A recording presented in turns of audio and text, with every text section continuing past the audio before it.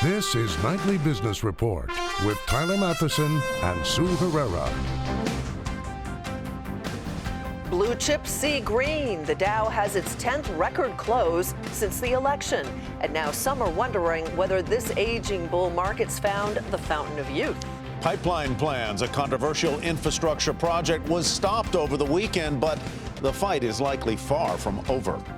Record year, used cars may have logged more miles, but they've never looked better to millions of Americans. Those stories and more tonight on Nightly Business Report for Monday, December 5th. Good evening, everyone, and welcome. The rip-roaring rally just keeps on going. The blue chip Dow Index started the week at levels it has never seen before. Banks, which have been leading the advance, saw big gains today, and it didn't stop there. Technology shares, which have lagged the post-election run-up, also rose sharply. The Dow Jones Industrial Average added 45 points to 19,216, its 10th record close since the election. The Nasdaq was up 53, and the S&P 500 was higher by 12. The current bull market is one of the longest in history, and instead of slowing down, it seems to have been re-energized. Mike Santoli takes a closer look. The current bull market in stocks is old by historical standards, but at the moment it refuses to act its age. The market run that began in March 2009 is nearing its 8th birthday, making it among the longest climbs in recent decades. Yet in recent months, and particularly since the election of Donald Trump, the sectors doing best resemble the usual leaders of a bull market that's just getting started. Smaller, riskier stocks have surged ahead of big, stable ones. Economically sensitive industries such as railroads, autos, hotels, and banks are among the biggest winners lately. And very few of the typical hallmarks of an older market advance have emerged. These would include very high valuations, overheated investment fads, or rampant speculation among smaller investors. So what explains the youthful behavior of such a mature bull market? Well, at face value, the rapid shift toward more cyclical, faster-moving stocks simply reflects a strong run of economic data on jobs, spending, and business spending, along with optimism about possible tax cuts, fiscal spending, and deregulation under a President Trump. Some market watchers also argue that the bull market is not truly as old as it looks. A bull market usually is considered in effect until the broad S&P 500 index falls at least 20%.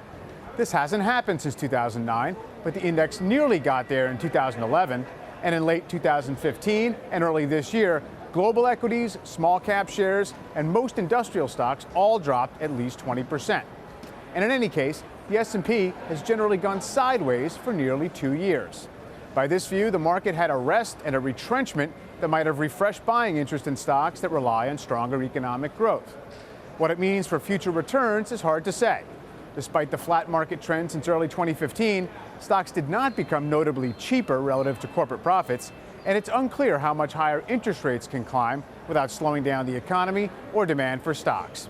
For now, though, investors are enjoying a long-running bull that is reliving its energetic youth. For Nightly Business Report, I'm Mike Santoli at the New York Stock Exchange. So does this market have you trying to figure out what you should be doing with your money? If so, you're not alone. Michael Yoshikami joins us now to discuss the market and some money moves that you could make. He is the CEO of Destination Wealth Management. Good to see you, Michael. Welcome back. Hi, Sue. You think that caution is warranted at this point for a couple of different reasons. Tell us why. Well, the first reason is I think we've had a pretty unbridled and enthusiastic market rally, all based on what I believe are expectations, not just of what's happening currently in the economy, but expectations of stimulus, tax cuts, really a very rosy scenario going forward. And I think the legislative process is a bit messier than just proposals. So I think we need to be very, very careful to not get too excited. In fact, Caterpillar, just to give you an idea, is one of the stocks that has rallied significantly this year. It's really driven a huge part of the Dow rally. And Caterpillar itself came out with a press announcement saying they actually didn't believe the rally, that actually it's going to be still challenging conditions for them going forward. So I just think it makes sense to really just not get too overly enthusiastic about some of these cyclical plays. It may make sense in terms of expanding your portfolio strategy to include these names that they didn't include before, but let's not get ahead of ourselves. Let's say I'm lucky enough to have, say, $10,000 that I want to put to work over the next few months. How would you start to salt that in, and where? Yeah, that's a good way of putting it, Tyler, actually salting it in. I think that investors oftentimes try to find the exact perfect day to invest money. I think the first thing I would do with $10,000 or any amount of cash is to drip it in over time. I'm not talking about days. I would say weeks, maybe even months, to move that over time. Some of the sectors I think that are still interesting, that I think are rallying for good reason, are financial services companies, banks that have really suffered greatly with low net interest margins. I think there are still opportunities despite the huge run in banks here over the course of the last couple weeks. Technology is still beat down. There's still a number of names that still have not recovered based on the expectations of maybe protectionism being brought into the forefront in terms of the American economy. If you're buying fixed income, I'll tell you what I would do. I still think it makes sense to buy fixed income as a ballast in your portfolio strategy, but I would absolutely remain short duration, and I would creep down from the AAA credit quality yields, go more towards AA on average, maybe AA minus, so you can get some non-investment grade. Those have actually held up pretty well relative to treasuries. You like dividend-paying stocks as well? Well, you know, that's really a hard thing to say out loud when dividend-paying stocks have actually done so poorly over the course of the last 3 weeks in response to this rotation to cyclicals. But many of these names have really been beaten down. Healthcare names, even consumer staple names, have been beaten down. I think there's some attractive opportunities. Some of these names pay 3-4% yield. Yes, they're going to be interest-sensitive names, but if you look at the history of high-quality dividend-oriented stocks, as long as they're growing their dividends over extended periods of time, these stocks tend to do well, even in a rising rate environment. All right, Michael, always a pleasure to have you with us. Thank you for joining us. Michael Yoshikami with Destination Wealth Management. A Federal Reserve official today said there's a chance the central bank may have to increase interest rates at a faster pace than originally thought. The president of the New York Fed said that since the election, equities have risen, bond yields have gone up, the dollar has firmed on the expectation of more fiscal stimulus. If fiscal policy were to turn more expansive and that would lend support to economic activity, then probably the Federal Reserve would probably remove accommodation a little bit more quickly over time. But Mr. Dudley also emphasized that we do not yet know what the fiscal policy will be, how big or when it's going to occur. And the president of the Chicago Fed said conditions are ripe for inflation to rise back to the central bank's target level of 2%. Charles Evans cited potential policies from the incoming Trump administration over the next few years. The prospect of higher inflation also helped lift the financial sector today. Goldman Sachs hit a 9-year high. Bank of America, Citi, JP Morgan, and Wells Fargo also higher. Companies in the services sector expanded last month at their fastest pace in more than a year. According to the Institute for Supply Management, the industry has grown for 82 straight months. The report is considered an encouraging sign for the economy since services companies like accounting firms, real estate, restaurants account for more than 70% of non-farm jobs. But despite signs of continuing expansion, a group of business economists say Donald Trump's growth forecasts are too rosy. The National Association for Business Economics expects GDP to end the year with an annual growth rate of 1.6% and then strengthen next year to 2.2%. That would be in line with the average pace of growth since the end of the Great Recession. In September, Mr. Trump said his proposals would result in a growth rate of 3.5%. Volatile day in the oil markets today. Prices started higher, helped by last week's historic OPEC agreement to cut production. But those gains then fizzled after traders lost confidence that the cuts would be enough to reduce the glut of oil on the market. Domestic crude settled up just slightly at about $51 a barrel, almost 52. And a new Reuters survey shows that in the days before the agreement, OPEC output was the highest in recent history. That could mean the cartel will have a tougher time complying with its plan to curb supply. The recent rally in oil prices is also being fueled by potential changes to the industry under a Trump administration. But with the commodity up nearly 20% in a month, has the rally gone too far too fast? Jackie DeAngelis takes a look. Energy investors are betting big on President Trump. The industry is hoping to see less regulation and speedier approval for drilling, pipeline, and refinery projects.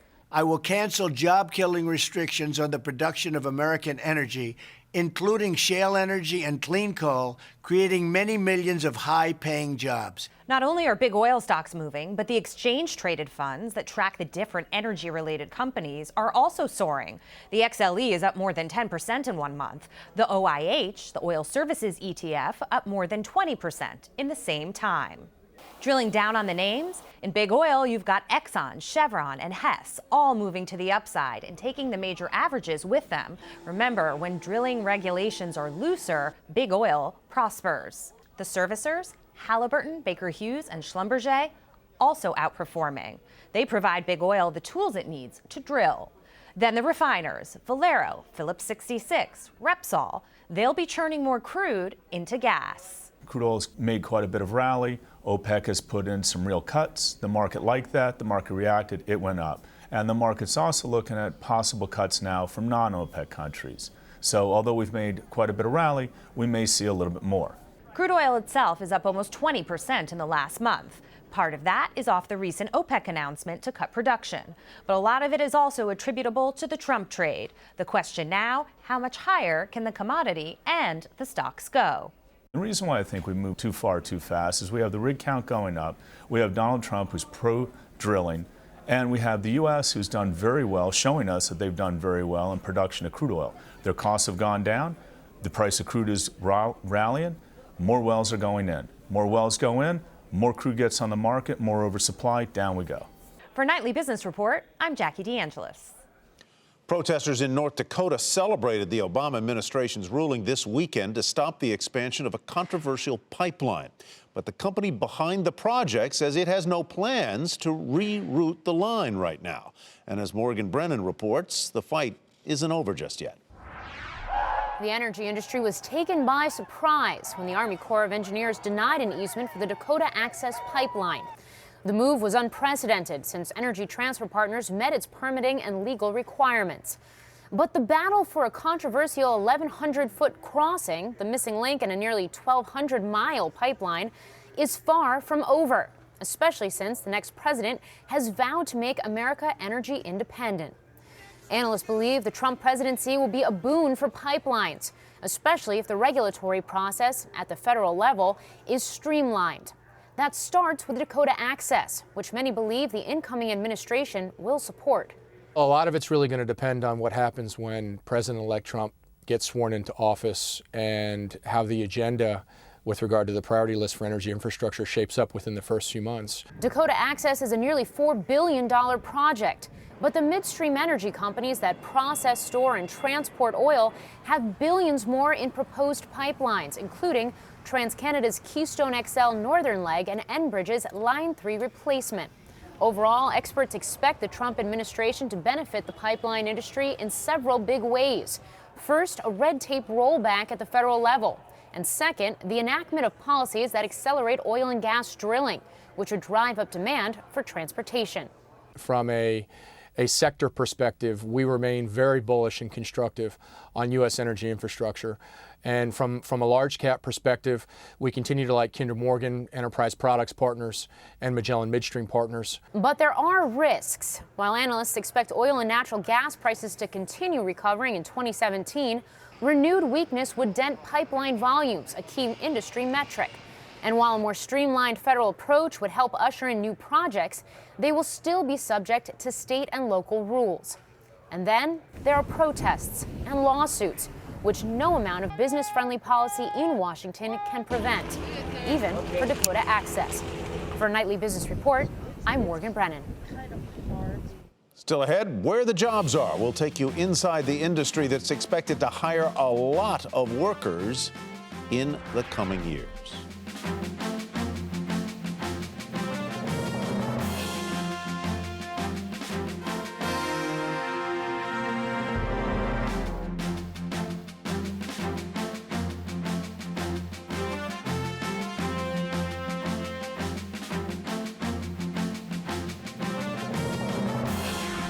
New developments today on the president-elect's cabinet picks. Former rival Ben Carson has been tapped to be the next Secretary of the Department of Housing and Urban Development.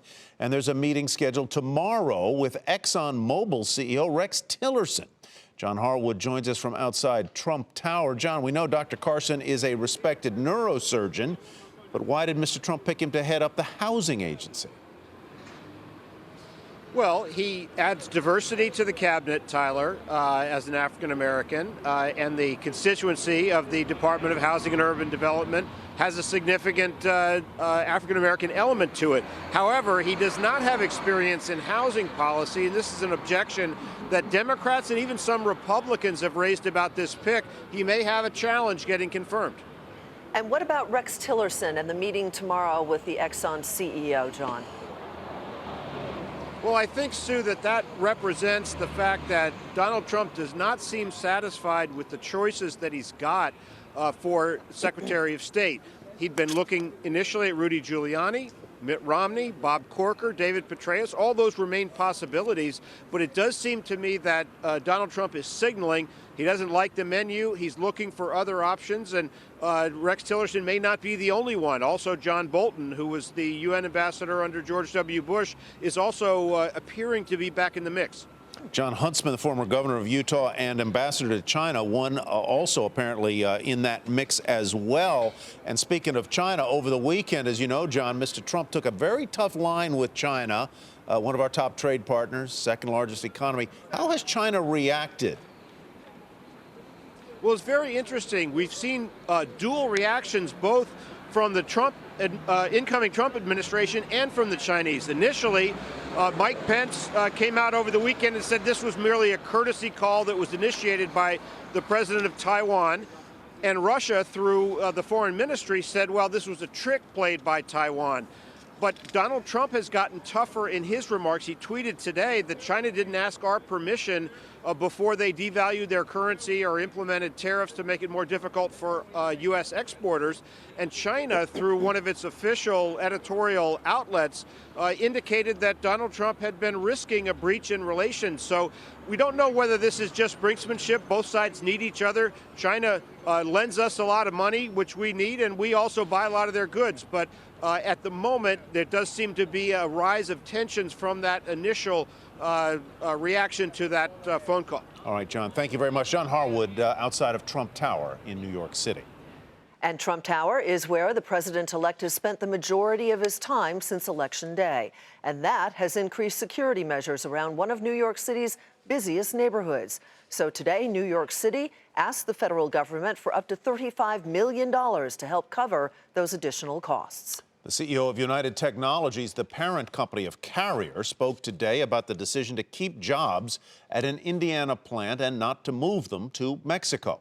We reported on the action last week, along with the announcement made by President-elect Trump that the state of Indiana had promised $7 million in incentives.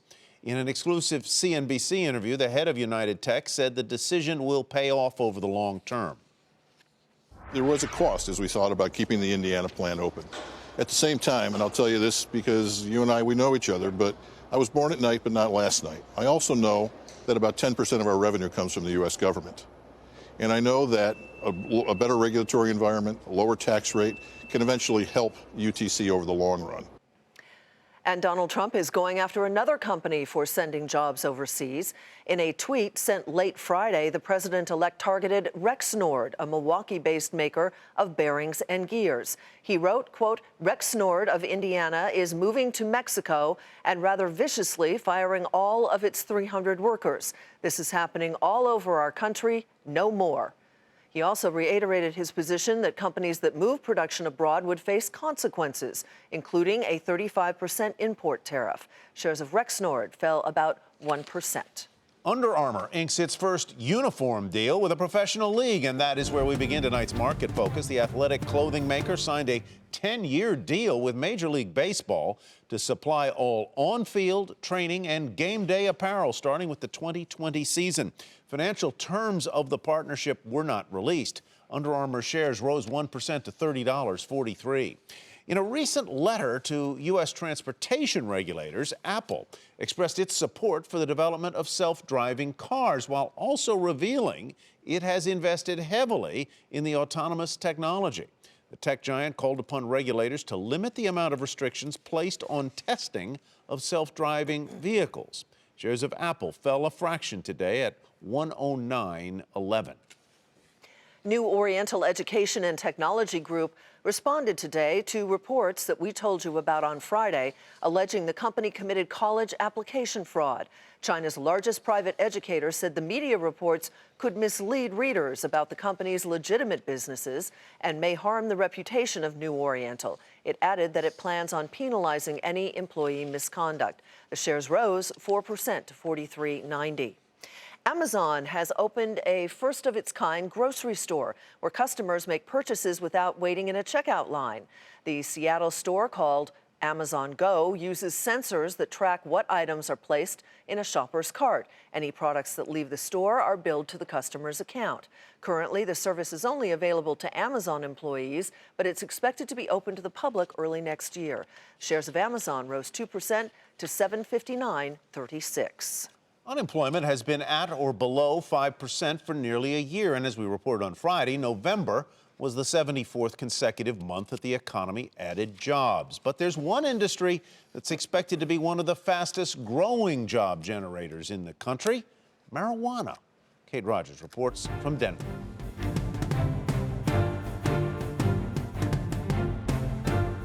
Cannabis has been a gold mine for Andy Williams and his company, Medicine Man. A lifelong entrepreneur, Williams started a small family business in 2009 and now runs 9 separate marijuana-related ventures, and he plans to expand. We have very unique problems for this industry as it's growing and coming from the black market into the light. And every problem that exists is another opportunity for an entrepreneur to make that problem go away. The marijuana industry offers a myriad of career paths for job seekers, from plant cultivation to manufacturing and retail. The pay ranges from $13 an hour in a dispensary to 6 figures for a management role. About 150,000 people work in cannabis today, a number analysts say could double or even triple in the years to come. However, one unknown does remain, and that's how President-elect Donald Trump might handle regulation of the marijuana industry. With the new states that legalized, we're going to possibly triple retail sales in a couple of years. And that's going to have a massive impact on communities and states. You're going to see the creation of at least 100,000 new jobs, maybe double that. You're going to see thousands of companies start up as well. Pita Pitt of the Warm Springs Native American Reservation in Oregon, where seasonal unemployment goes as high as 85%, hopes marijuana will bring jobs to his community. Earlier this year, tribal members voted to launch a cannabis business operation despite marijuana being illegal on the reservation. The Cannabis Project is a wholly owned tribal entity, 36,000 square feet greenhouse that's going to grow, cultivate, extract, and wholesale and retail cannabis into the state of Oregon. The project, one of the first of its kind, is currently in the planning phase and will cost up to $7 million, creating about 70 jobs for tribal members. Our goal is always to invest in our people and get family wage jobs. While marijuana is one of the fastest growing industries in the nation, it's also one of the most complex. That's why the Northeastern Institute of Cannabis in Massachusetts has enrolled some 400 students from across the country in its 12-course program that covers science, law, marketing, and patient service. When you walk into a job interview, being able to say, I have a certificate that says I'm competent in cannabis industry and cannabis knowledge is definitely a leg up from somebody who, doesn't have any background or formal experience with cannabis. Experience that is welcomed by employers like Andy Williams, who need professional staff to continue to build their cannabis businesses. For Nightly Business Report, I'm Kate Rogers, Denver, Colorado. To read more about high employment in the marijuana industry, head to our website, nbr.com. Coming up, almost new, why this year is shaping up to be a record one for used car sales.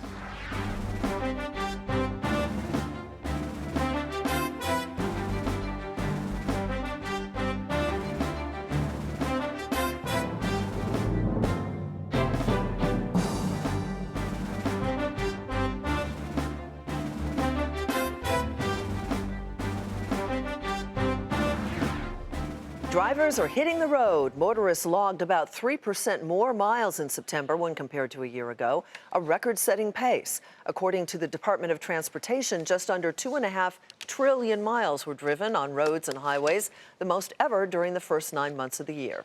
Heading into the final weeks of the year, used vehicle sales are on pace to hit a record. What's driving the love of pre-owned cars and trucks? Phil LeBeau reports, and the answer may surprise you. Sure, they've got a few miles under their belt, and some of them may have a few dings and dents. But used cars have never looked better to millions of Americans. Almost 41 million to be exact. That's a record high for used auto sales in the U.S. Pre-owned is taking off in part because there's a wave of low-mileage cars and trucks coming off of 3- and 4-year leases. Those are attractive models for buyers, especially since used car prices are not rising as fast as those for new vehicles. And increasingly, those buyers are the people with the best credit scores. In fact, Experian says those with prime and super prime credit scores now take out more than half of the used vehicle loans. The improved reliability of cars and trucks also makes used models more attractive and helps explain why the average vehicle in the U.S. is now almost 12 years old. All of this helps explain why some of the largest auto dealer chains in the U.S. are now building or buying dealerships that sell only pre-owned models, tapping into America's rediscovered love of used cars. Phil LeBeau, Nightly Business Report, Chicago. Used cars are better than they've ever been. The Yeah. reliability is so much better. The reliability is than better, it was. and the technology is there too. All right, that does it for Nightly Business Report tonight. I'm Sue Herrera. Thanks for joining us. And thanks from me as well. I'm Tyler Matheson. Have a great evening, everybody, and we'll see you back here tomorrow night.